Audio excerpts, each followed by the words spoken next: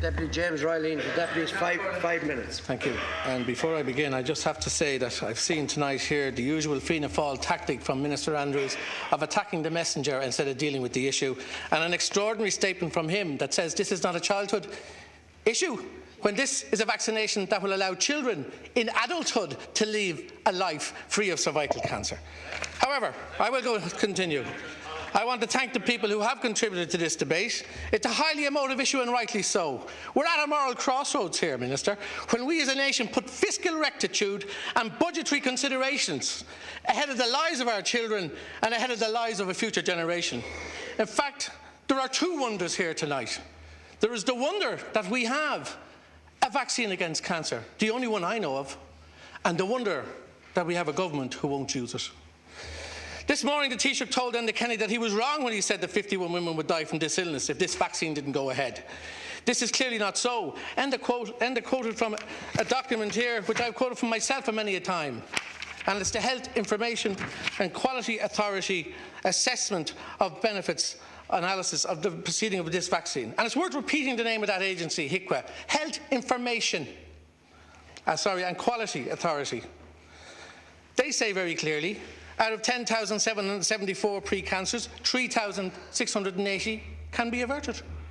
They say out of 200 cases of cervical cancer annually, 111 can be averted. And they say that out of 93 deaths per year, 52 can be averted. 52 women will not die, Minister, if this vaccine is put in place. So how can you ignore this stark advice from the Health Information Quality Authority, who are supported in their conclusions by the Mary Keating Foundation, the National Immunisation Advisory Board, the World Health Organisation, the European Cervical Cancer Organisation, the Irish Family Planning Association, the Well Women's Centre and many others? The Taoiseach is rubbishing his own Information Quality Authority report. And furthermore, an attempt has been made to make this argument into an either screening or cervical cancer vaccination issue. It never was, it still isn't, and it never will be a question of either or. It will always be a case of both cervical vaccination and screening if we're to rid our island of this scourge. The point was made this morning in this chamber by the Taoiseach that vaccination has never preceded screening in any other country. How disingenuous. The reality is, of course, that in many other countries this screening has been available for 40 years, and it's a damning indictment on this country and this minister and this government that we have only got it out in the last year, when it started in the Midwest 10 years ago. And of course, the fact that the vaccine has only been available in the last 2 years answers the question why it has never been preceded the cervical vaccine screening before.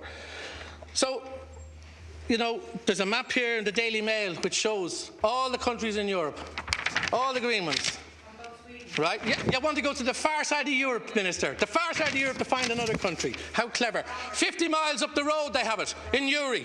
Now, it is the Taoiseach who is wrong, Minister. It is the Taoiseach who is wrong when he says that 3,680 pre-cancers can't be averted. And it is the Taoiseach who is wrong when he said that 111 cancers cannot be avoided. And it is particularly the Taoiseach who is wrong when he says to Enda Kenny, who stood in my position here today, that 51 deaths would not be averted. In fact, there will be 52, according to HIQA, his own Information Quality Authority on Health. Somebody said here today, we're being populist in Fine Gael. Well, I'll tell you, I'll be populist every time if it's saving lives. The decision of this government to deprive the women of Ireland the facility of cervical screening, as I said earlier, is an indictment, particularly during a period of economic boom. Sorry, 1 minute. Okay. Where else we have asked where this money might be found. HIQA have told us the vaccine could be done, the programme could be done for 9.7 million. The Minister is trying to tell us we can't find 10 million out of 16,000 million. What are the bonuses for the HSE bosses, the consultancy fees for PPARs, the 110 million paid in legal fees, the 300 odd million on travel in the HSE? And they're just some of the areas that a less lazy Minister for Health might have looked before she picked on the elderly, the disabled and now the young.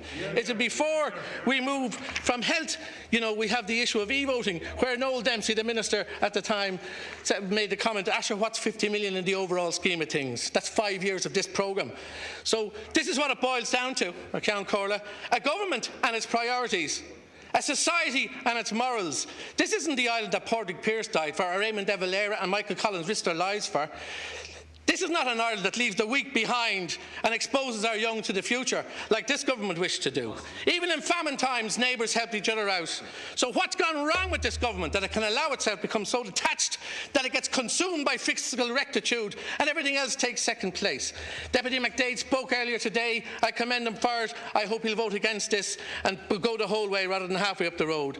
But I want to say to everybody on the far side of this House, you may be looking into your daughter's eyes in a few years' time, explain to her why her best friend has got cervical cancer because you wouldn't protect her, why your son's wife may not be protected and have cervical cancer. Because we all know in this House that we'll vaccinate our children, we'll protect our children. So again, it'll be the poor who lose out.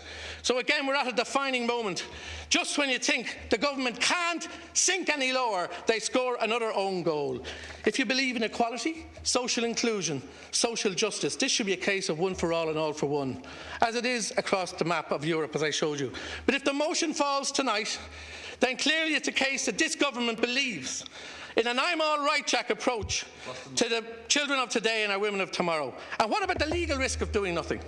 The government sought advice from HIQA and the National Immunisation Advisory Board. They approved the vaccine as cost-effective and worthwhile to implement. So the option of doing nothing is not tenable. The greatest negligence occurs when you know the danger and you fail to provide protection against it. For example, the army deafness cases, which have cost this country millions. The government have no excuse. If they end up before a court in a time in the future and the judge asks why, knowing that clear danger existed, this protection was not afforded to our children. Account Court, I will finish. Tonight is a night for walking the walk. So many times before, government TDs have stood up and talked the talk and then walked up those aisles and voted against the very things they spoke for. Let not tonight be one of those nights. If this decision was right, Minister, in August, if this decision was right, gentlemen and ladies on the other side of the House, in August, why is it wrong now in November? Yeah. Reverse this penny-wise, pound-foolish, morally bankrupt decision. Agus Táma ná agus páistína héirnig fécin dar an anocht, ná hepar who. Vote for this motion, vote for this generation of children, because they're our future. I commend the motion today.